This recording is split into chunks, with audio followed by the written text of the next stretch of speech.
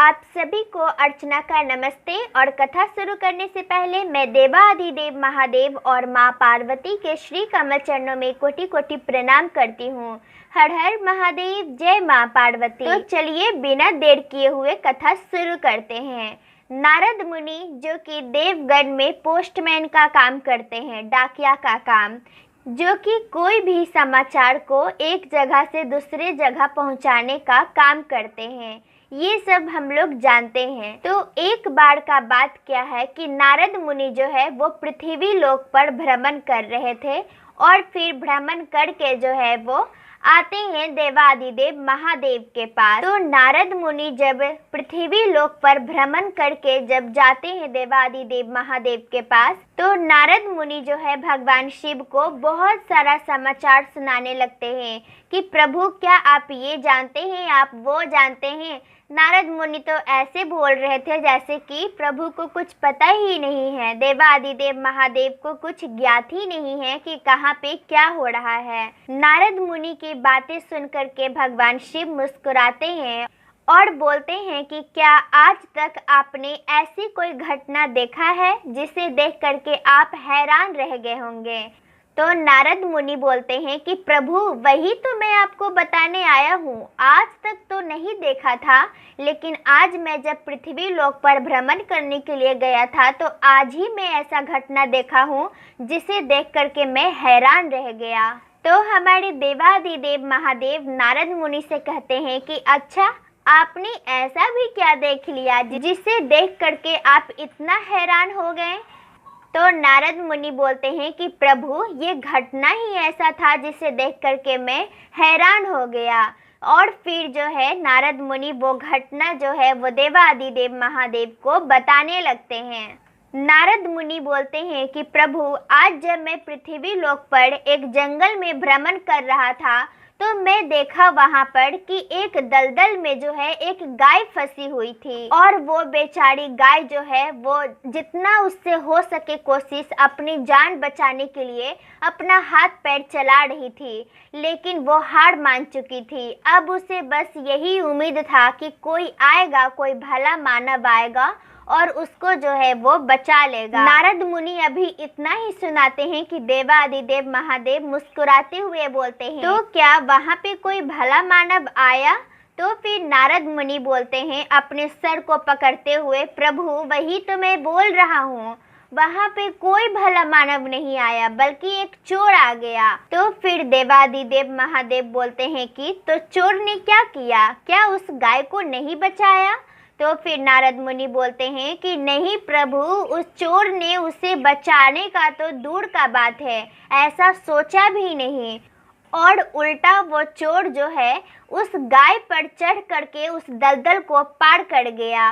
और जब वो चोर गाय को दलदल में ही छोड़ करके खुद ही उस पे चढ़कर दलदल को पार कर गया, तो आगे जाकर उसे जो है एक पेटी मिलता है, एक बक्सा मिलता है और उसमें बहुत सारे जो है वो खजाना भरा हुआ रहता है, सोना चांदी भरा हुआ रहता है। इतना सुनने के बाद हमारे देवाधिदेव महादेव मुस्कुराते हुए बोलते हैं कि क्या वो गाय दलदल में ही फंसी रह गई। तो फिर नारद मुनि बोलते हैं, नहीं प्रभु, पूरी घटना तो सुनिए। तो फिर देवाधिदेव महादेव बोलते हैं, तो जल्दी जल्दी सुनाइए ना, इतना देर से क्यों सुना रहे हैं।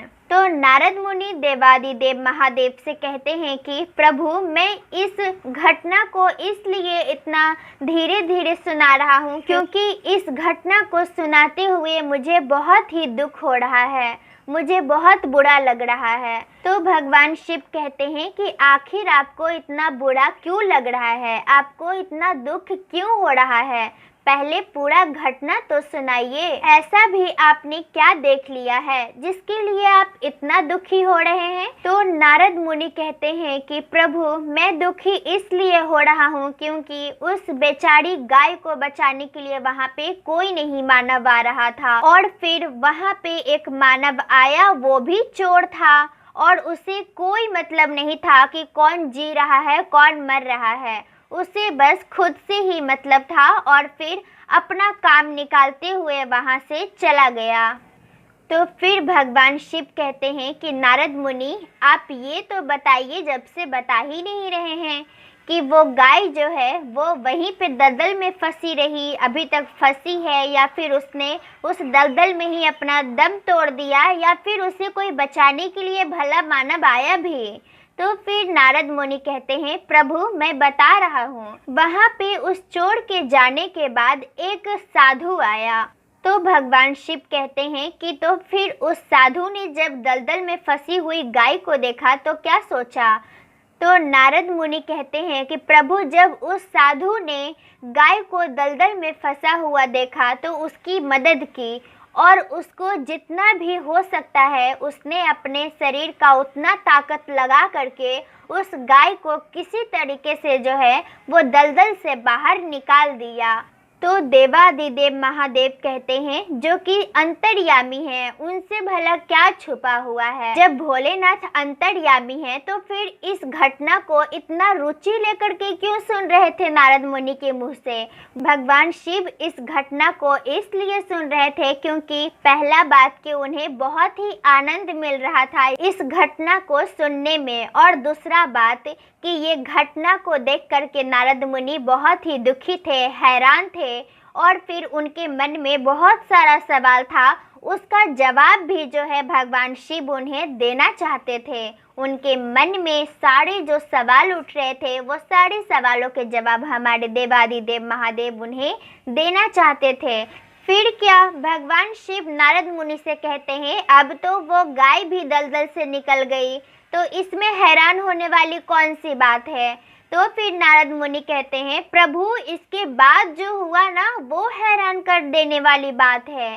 तो फिर भगवान शिव कहते हैं, अच्छा ऐसा बात है तो बताइए जल्दी से, ऐसा भी क्या हुआ जिससे कि आप इतना हैरान हो गए, और जो हैरान कर देने वाली बात हुई। तो फिर नारद मुनि कहते हैं कि प्रभु जो साधु उस दलदल से गाय को निकाला वो साधु जो है वहाँ पे 10 मिनट के बाद ही मर गया, जबकि वो गाय को निकालने के बाद जो है वो सही से चल भी रहा था, उसे कहीं भी शरीर में कोई दर्द नहीं था, फिर भी अचानक से उसकी मृत्यु हो गई। इस घटना को देखने और सुनने के बाद भला कौन सा मानव ऐसा होगा जो कि भलाई करना चाहेगा, कोई नहीं चाहेगा। फिर क्या, भगवान शिव नारद मुनि को समझाते हुए बोलते हैं कि आपके मन में जो सवाल आए हैं कि उस साधु के साथ अन्याय हुआ है, तो ये बेबुनियाद है, इसका कोई अर्थ नहीं है, जबकि अन्याय केवल एक मानव दूसरे मानव के साथ कर सकता है, जबकि प्राकृतिक किसी मानव के साथ कभी भी अन्याय नहीं कर सकता है। तो फिर नारद मुनि कहते हैं कि प्रभु अब आप ही बताइए, जो चोर ने किया क्या वो ठीक था, और जो साधु ने किया क्या वो गलत था। तो भगवान शिव कहते हैं कि बिल्कुल नहीं, दोनों के कर्मों में जो है जमीन आसमान का फर्क था।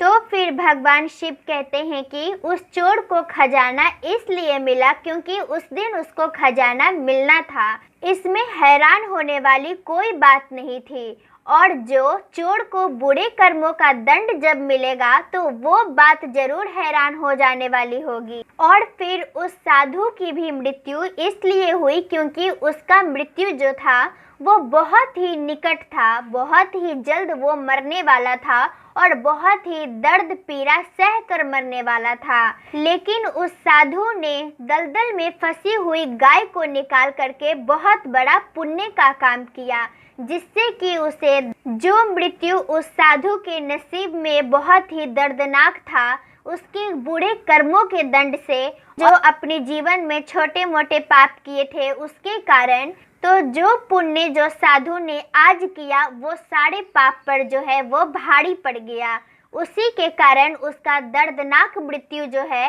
वो सुखमय में बदल गया, और उसका मृत्यु अचानक से हो गया बिना कोई दर्द सहे हुए ही। फिर हमारे देवादिदेव महादेव मुस्कुराते हुए नारद मुनि से कहते हैं, अब बताइए आप, क्या अब कोई भला मानव बनना नहीं चाहेगा, क्या अब कोई भलाई करना नहीं चाहेगा।